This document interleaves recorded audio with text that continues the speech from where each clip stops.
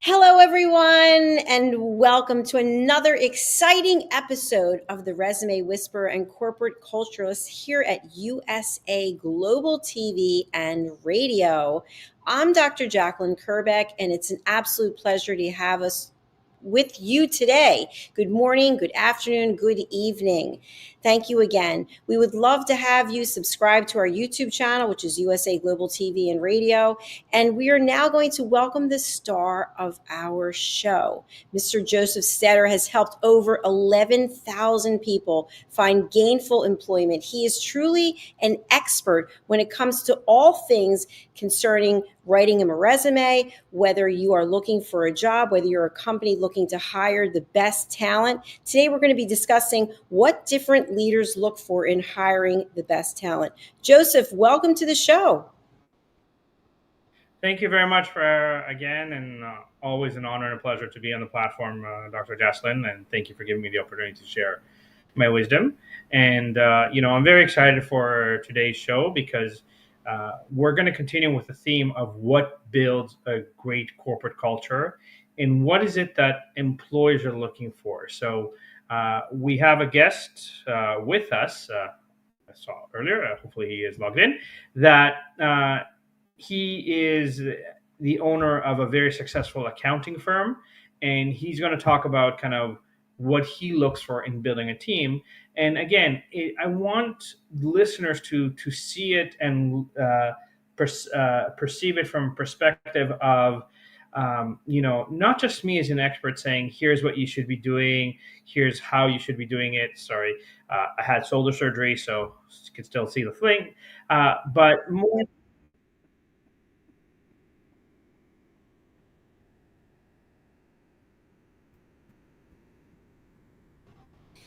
Hi, Joseph. We lost you for a moment there. Are you there? Technical difficulties, but yeah. So I want kind of the listeners, the viewers, to understand that even though I coach people on how to help and I help companies hire the right people, what I'm sharing is not because I'm just an expert. It's because this is what I do every day, and so I'm bringing in a variety of guests that will be able to share and give insights on here's what you need for this industry, here's what you need there. And what you're going to see is patterns that, telling me that you're hardworking, dedicated, committed, and team player might have worked 20, 30 years ago, but does not work now. And then, how do you stand out? 1 second. Sorry, our guest is just having a little bit of technical difficulties. But, how do you stand out? So is it your resume alone? Is it what you say, how you say? It's all of the above. Is it, sorry, just messaging him. And just for people to understand that, we had Mr. Sharma here last week that, gave some great insights on his experience in the corporate world.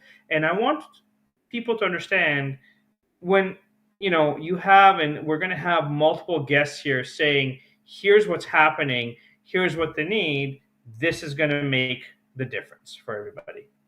Okay, so I think our guest is here. So it is with great pleasure that I want to introduce Philip Milman, who is the proud owner of Milman Company, a very successful accounting firm, and to get his insights on, hiring people and kind of what he looks for and how he builds his team and inspires them.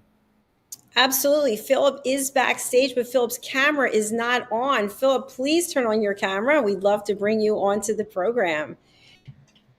So in the meantime, we do have Philip's LinkedIn. If you're interested, you can go over and contact Milman Company Chartered Accountants.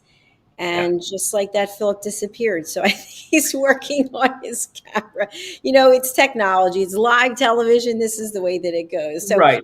Joseph, I was just going to say, while we're waiting for Philip to join us, when you think about the best talent, that's part of this ongoing series that we're going to be having, what comes to mind for you as a recruiter? Again, so talent is, I think there's a misconception that whoever is the most educated or the most experienced is always the best candidate. No, it's not.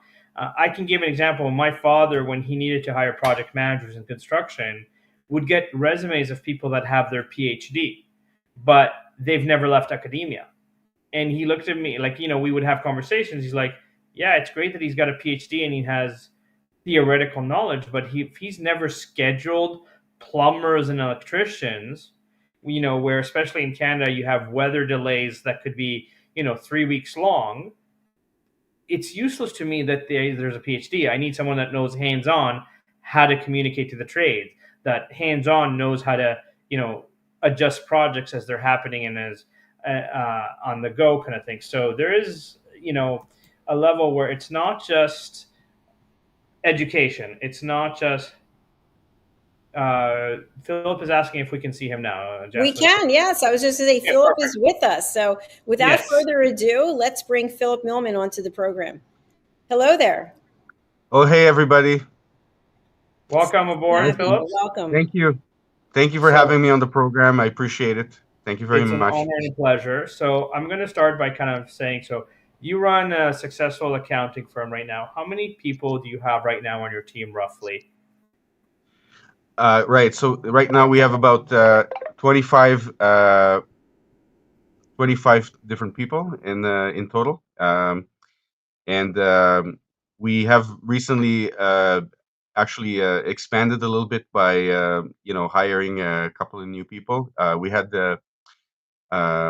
grown a little bit, so we had a need for additional people, and we also have some people that work for us through contracts and who do social media for us. So there's several different people that work remotely, as well as just people that do different type of that act in different type of roles for the company. So it includes accountants and bookkeepers and tax technicians, administrative people. So people that do they handle our billings, our payables and receivables, administration for coordinating appointments, and setting up virtual meetings, as well as a few employees that work remotely, as well as a few contractors that work on our social media. So Awesome, and if congratulations you on include all the actually, success. So you thank mentioned you. that you just hired or that you're growing. So part of the theme that we're Yes. doing here is, as an accounting firm that's growing, what are things that are important to you when bringing people on board? Is it just education and credentials, or is it personality, ability to solve problems on their own? Give me some insights on what excites you when you meet people, interview them. Right. So first and foremost, we look for people that have some education in the required functional area that we hire for. So if it be accountants or bookkeepers, we look for people that uh, have studied accounting or bookkeeping. We are, for the most part, a training firm, so we don't look for people that have a vast amount of experience, but rather we look for people that have good learning skills. So we look for people that have IT knowledge, people that have good language skills, people that are self motivated, people that we feel would integrate with the culture in our firm. So we have a certain culture that we are aware of, that we were able to kind of grow and allow to thrive in order to kind of set the tone of the firm or the office. And it becomes increasingly important that the people that we hire do represent that culture. They can integrate into that culture and can work with other people, because oftentimes we train them, but at the same time they will have to basically be able to work be self-sufficient in terms of getting certain answers to certain questions that may have certain situations where management cannot always be available to them to instruct them. So it is important that the staff in our office works as a team and can communicate with one another, and can basically and establish certain trust with their coworkers, and have the ability to essentially uh, you know be able to interact and interface with these people without any issues that may be like that could be related to individual personnel type issues that could hinder their ability to thrive in the office. So they have to be able to be team workers. They have to be able to be uh, uh, socially open, to work to communicate with other people. They have to have good communication skills, and they have to be pleasant and presentable. So that's something that we look for. And the other thing that we have noticed is very important to us is increasingly the accounting business has become very much IT integrated. So we find that uh, people that we do like to hire tend to be people that can easily manage the working with IT like more sophisticated IT infrastructure. People that would have would be quick learners, especially catching on you know basically the way that our firm integrates with um, like IT resources, IT CRA resources, and you know basically be able to adopt technology to to better efficientize their output in terms of and productivity as an employee, and people that can use IT to resolve issues.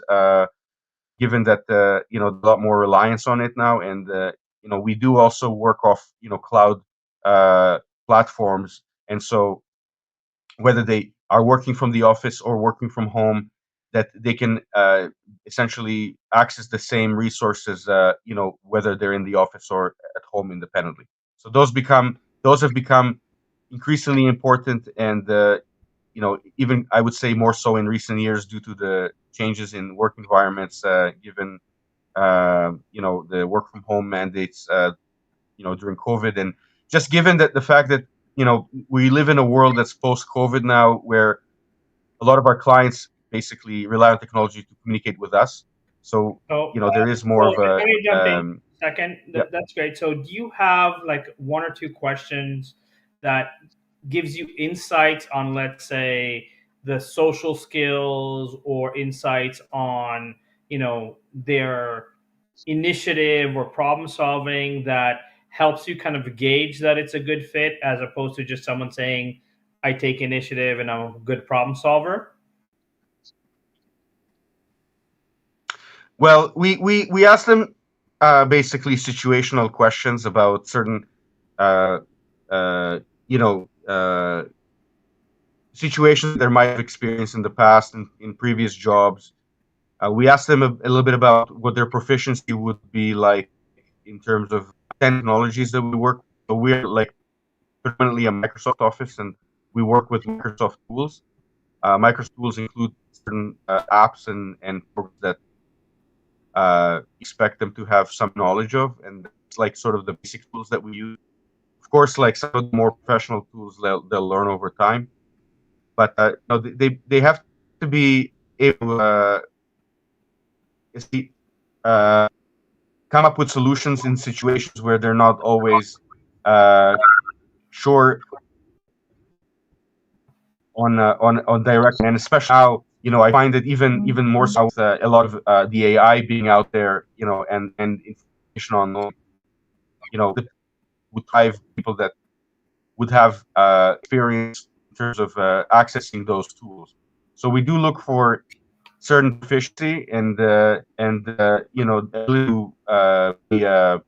to think outside the box, ability to be practically or practical in terms of resolution solving, and as well as you know um, just circumstances where we test them in terms of where they would reach out for in terms of getting answers to a question. And it doesn't have to be anything accounting related, but just in general, knowing that they can use their ITs, you know, So, uh, along their those IT lines, tools that they use every essentially. okay, great. So along those lines, how much more Go likely ahead. how much more likely are you to, let's say, give someone a chance that physically comes into your office and is proactive to try and kind of get a hold of you versus just apply through your website or through a job posting? Well, we normally don't take applications through our website. I think whenever we have a position to fill, we look for candidates online. There's certain websites where we post a job offer, or oftentimes we'll also advertise informally through our network of clients and employees to see. Of course, we do prefer to hire people that come refer to us, and that's always a better way to knowing that someone else has vetted them or can vouch for them. It's really important to us. We are, after all, like a community accounting firm. We deal with lots of people in the area where we operate. So we're in the North York Vaughan area, and that's something that's a lot of our clients, where a lot of our clients are based from. So we give preference to people that come through the community or through our clients or employees, as well as just looking for potential candidates on particular hiring websites, and vetting it through that process. Of course, we always interview people, and we have to get a feel for the person, and we'll never just hire based on an initial interview. We narrow down a selection. We call for second interviews. I think it takes two interviews, and we decide on who we think would be a good candidate. And sometimes we may have a good candidate, but we just don't have enough positions to fill. And we tell the candidates that we are able to maybe contact them at a later time, and should they still be available for employment, we would consider them at that point. But we kind of see who we think would be uh, um, you know basically meeting the requirements of our firm, in, as I mentioned, in terms of fit and function. And sometimes if we feel like we would be at a loss for not allowing a candidate position, because we may have filled all the positions available, we might actually make an exception and hire them, just not to lose them. Yeah. And then kind of gauge from there whether they would ultimately be a good fit. Sometimes we overhire a little, knowing that maybe there'll be some turnover potentially, and we're entering a busy season of our busy stack season, and it's better to have a little bit more employees than in case someone leaves in the middle of the season, and make sure that we're well stacked for the season, and hopefully there's going to Right. be enough work to fill that position over time. Yeah, I So mean, if we have the obviously, space great people are available, hard to then we find. would proceed. Great people are hard to find, and if you find really ones that stand out, you should make an effort. So you mentioned that your Yeah. community, you're part of York Region, and you service people in the community. But as part of being a team and as part of kind of creating a family environment, what are some of the things that you do to create culture in your company from a perspective of appreciating your staff and showing them that their work matters, and that they're part of a bigger plan, and that there's opportunities for them to advance or grow within your organization? Right. I would say the main thing is just uh, reward people that are motivated to work, motivated to contribute. Really, get a sense of who's present, who has the firm's interest in mind, who can move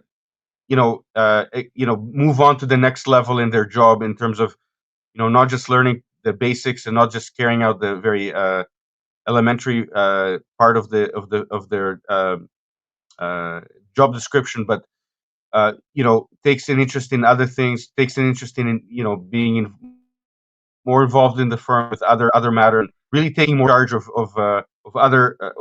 helping me ultimately run the business. And those people will be financially rewarded. So it mainly is by basically providing raises in terms of salary. We do provide sometimes bonuses at the end of the season. Sometimes we provide Christmas bonuses. We have social events, not so many like outside the firm, but we have certain holidays are celebrated. We have lunches with our employees. Um, we we also try to provide a lot of flexibility. Like that's actually something that has become more prevalent after COVID is the work-life balance, having the ability to allow an employee to work from home certain days or certain times during the week, giving them the ability to manage their personal uh, uh, uh, any personal requirements along the week, basically, where if they need to take some time off or they need to leave early, they can make up time in a different day or a different week, and just making sure that they're required to only carry out their work, but not necessarily working from the office or not necessarily working the 8 hour a day work day. So uh, there's a lot of flexibility, a lot of balance with their personal life, as well as we do get busy during certain times of the year, and so we encourage our employees to take vacation during the off season, and we allow many of them to even take on like months at a time. We have enough staff that can back up them during the lighter months in the summer, and so we created also I would say a culture of having like reserves where someone can leave if there's a family emergency, or if they want to take a month in the summer to maybe see family abroad or travel. They have that option of doing it, and we try to schedule uh, uh, and always maintain enough capacity here to run the business without everybody being here at the same time. Of course, like during tax season, it's all hands on board, but other times of the year, we try to provide that flexibility, and people take advantage of it. And it's actually become very important to some people, especially if they have a little family in Canada and require to, when they do travel, to take more than like a week or two away from the office. And sometimes they even they're comfortable in working abroad from another country, and we provide that as an option. Like I said, we are cloud based, and that's something that has worked for us as well. So Excellent. rather than losing employees, we try to give them as much personal time as they need, provided that it's not like during our Busy busy season, season. yeah.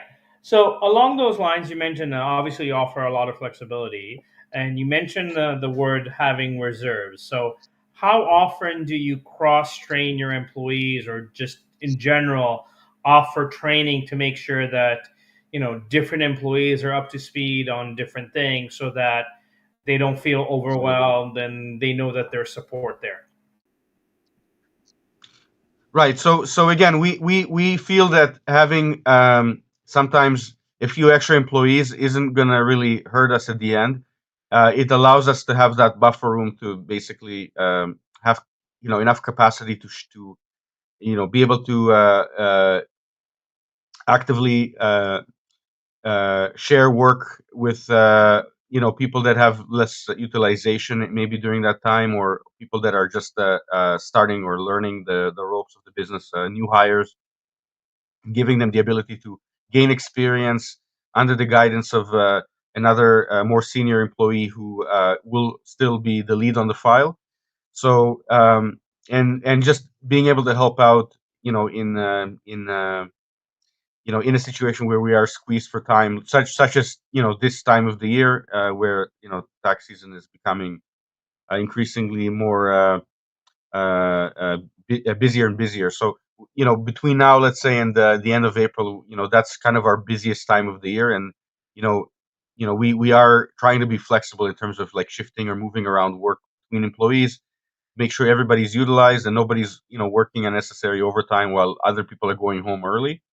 So, just spreading out the work between our, you know, employment resources, making sure that everybody's contributing, and it's really like a team effort at the end of the day. We all, um, I always think it's almost like a bit of a ship situation where we have crew and we all share the work, and everybody's getting basically a cut of the work and a cut of the reward at the end of the busy this season when we give out the bonuses. So it's irrelevant whether you're a junior or a senior. It's more an issue of like who's more hands-on, who takes more of an interest in, you know, basically picking up the slack or picking up the extra work that we would have, and helping out and really showing an interest in investing themselves into the firm. So that goes a long way with us, and that's what we reward ultimately. We also provide our employees with health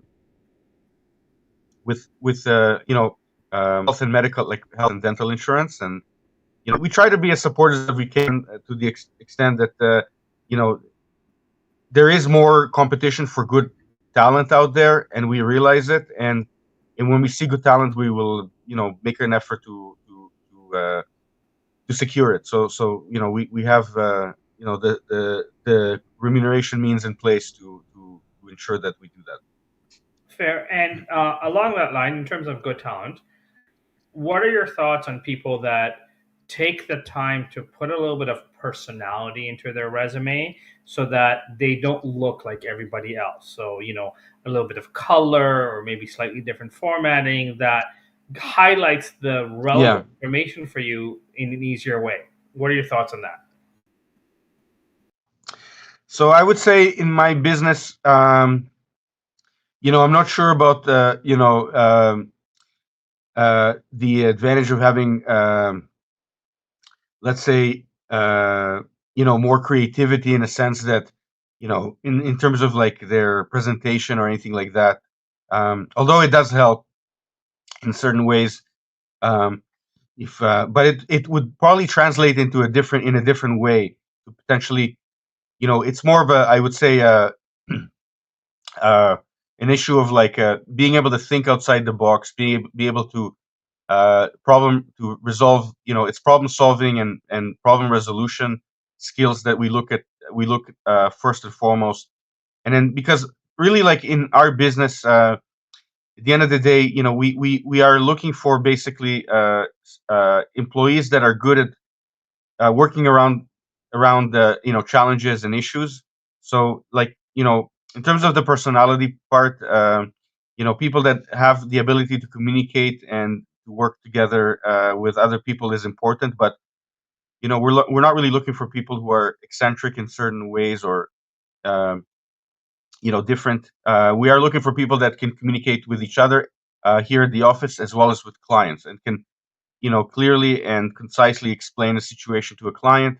Can can work with the client hand in hand to try to foster like a more of a cooperative relationship with the client, where the client can feel that he can trust the employee in terms of resolving small things or escalating things to like myself or a partner in the firm, or management. And being able to just adapt to whatever the situation may be, whether it's just a simple situation or a more complicated situation, where potentially there could be adverse situations that have to be resolved in the best way possible, and the ability to think of ideas and ways to resolve them is very critical for us, as well as just like I said, ability to rely on technology to be able to gather as much information about a situation in before making some kind of a professional judgment or a decision of what's the best course of action. So knowing that you have all the data that you need to be able to present to me, or to be able to take control of a situation, is key. Absolutely, 100% agree with you. And you mentioned something that I talk a lot about in previous shows, the art of communication. And it seems that especially the younger generation, millennials, have kind of learned how to memorize the book, but they lack in communication. And so I've had plenty of accounting firms as clients tell me that it's not enough to memorize the textbook. The ones that get promoted, the ones that advance, are the ones that can communicate uh, a little bit better and can kind of be proactive on that. So again, you're reinforcing Right. some of the things that I'm saying, uh, as a whole. And that's where it's part of just kind of making sure that there is, because just because you learn in a degree doesn't mean that you're very good at applying the skills that you learn. And today, a lot of people might learn but don't know.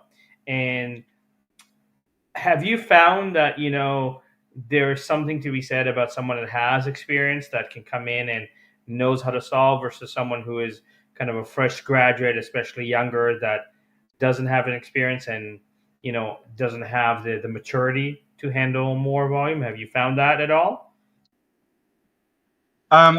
We actually found that again, it depends on what we're looking for. Like in our firm, we have a certain like I said, culture, and we do try to hire within that culture. Not because we think that other people that may not fall into that culture would not succeed, just because we feel like it would be an easier integration to hire a new employee who can connect to that culture better than somebody who doesn't.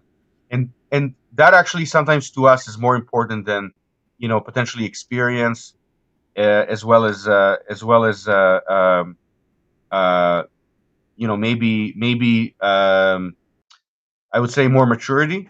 And the reason for that is because we find that oftentimes you can't always get everything in a single employee, and certain things can be learned, while other things um, would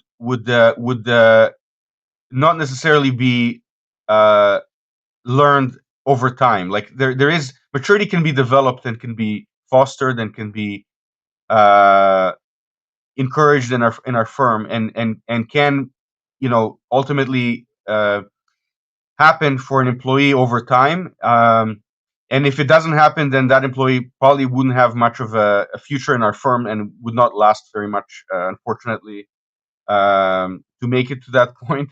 But what we look for, like I said, is more like, I would say, skills that are either practical skills or learned skills that can be applied in the firm. So you're right that education only goes so far, but adaptability, the ability to learn quickly to use the tools that we use here for us, is very important. So someone who can quickly learn a skill and is very adaptable and a quick learner for us sometimes is more important than maturity, because they will excel over time and can develop the maturity over as a second step. But to hire somebody who's basically struggling to adopt the tools that we use here, and or has no interest in learning new things because they are set in their ways and are refusing to do the work in the format and the under the guidance of what we have, the process that we have in the firm, in place in the firm, to us would be more of a problem than someone who isn't as mature, but would have the skill set to quickly get on top of the technical side and Yep. become a productive member of our firm.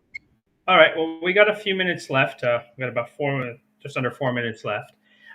Final thoughts for you. Just kind of telling me a little bit about the services that Milman Company offers for those that are in the Greater Toronto area, that need a great accountant. Personal, Yeah, corporate. Tell me what you kind of a quick rundown of what you do in a couple minutes, so that we can send people towards you. great. So let me start with, first and foremost, so again, the culture, or the value that we try to add as a firm, and I'm not talking about specifically the services we provide, but the value we provide, is that of basically having the staff that is quickly respond to situations, uh, do their work on a timely manner, fast and efficient. And so that's something we pride ourselves with. We have a lot of competitors, accountants, who can never really be reached on the phone, take forever to finish work. We provide value in terms of quick response, quick work done, the ability to meet deadlines. This is a deadline business first and foremost, and you know, if we cannot deliver the work on time, then we don't provide value, in my opinion. So our response time, our ability to utilize the technology that's available to accountants nowadays is what we pride ourselves on, and where we compete with other firms on a service level. Other than that, products that we provide or the service offerings that we provide would be um, uh, accounting and bookkeeping services, tax preparation and filing services, so tax compliance, whether it be personal, corporate, trust, estates and trust and estates partnerships, self-employment. We do a lot of real estate taxation. We also have a big cross-border Canadian-U.S. practice, so we do quite a bit of U.S. filings for both inbound and outbound. So expat filings, Canadians who are looking to expand into the U.S. Um, through expansion of their businesses or through visa applications. We do a lot of business plans for companies that are looking to obtain loans and grants, and we do a lot of shred work in terms of like our SRNED grants that are provided by the Canadian government. I would say that's about 99% of our services. Okay, so that's amazing. So again, Milman and Company, if you're looking for a great accounting firm in the Greater Toronto area, I highly recommend them. And again, Philip, thank you for your time and your expertise in this.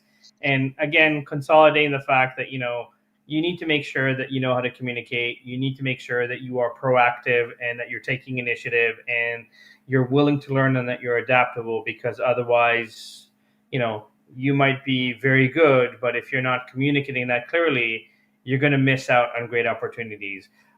So again, we're going to have different guests from different industries speaking about what they look for, what they need, and just to kind of get people to understand that I not only help the individuals, I also help the companies hire great people and keep them. And I've had the honor and the pleasure of helping over 11,000 people land their dream job. Thank you very much, Philip. It's been a pleasure. We have a few seconds left. Thank you again for coming on the show today.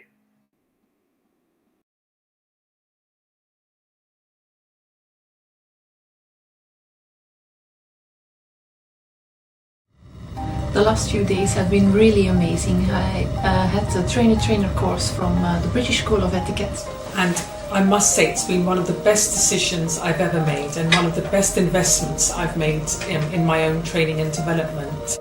Now, words alone will not describe the transformation and the positive path that I have traveled with the British School of Etiquette. I found I learned a lot from the lessons this time I came. These few days with the British School of Etiquette have been fantastic. And what I've learned now is really beyond my expectations.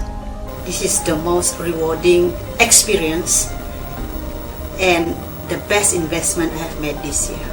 It was just great. I learned so much, and when I go back to Belgium I will incorporate a lot of it into my day-to-day life and business. It's been absolutely wonderful for the whole week that we were here. I feel transformed, and I feel like blowing a trumpet and tell people, come and do this school. This class is the best. This is the best school ever.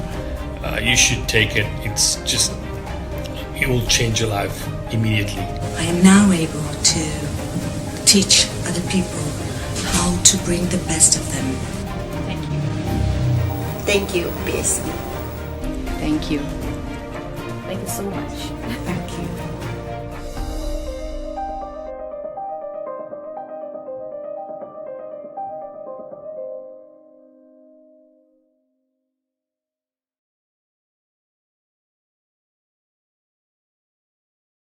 Fostering better personal and professional relationships. Module 8, Mastery in Dining Etiquette. Building your confidence to perfect the subtleties of dining with finesse, enhancing your social savviness at any table. Step into the Polished Professional program where poise, elegance and excellence aren't just taught, they're instilled for life. Join us to redefine your potential and polish your professional edge. To learn more, go to thebritishschoolofexcellence.com.